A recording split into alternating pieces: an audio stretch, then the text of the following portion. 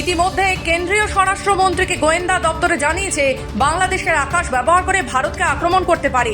জঙ্গি সংগঠনগুলো এবার তারই নজর ও সুরক্ষা বাড়াতে বিএসএফ এর তৎপরতা শুরু হয়েছে।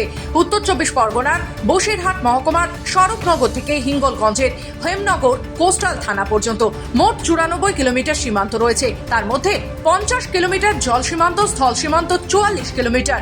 তার মধ্যে যাতে সুরক্ষার নজর এড়িয়ে জঙ্গি সংগঠনগুলো জল, আকাশ, ভূমি ব্যবহার করে সন্ত্রাসবাদী কার্যকলাপ না করতে পারে, তার জন্য অতিরিক্ত বাহিনী মোতায়েন করা হয়েছে।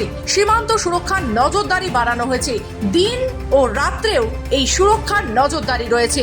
অন্যদিকে অত্যাধুনিক Israel radar, drone, night vision camera ইত্যাদিরও ব্যবহার রয়েছে।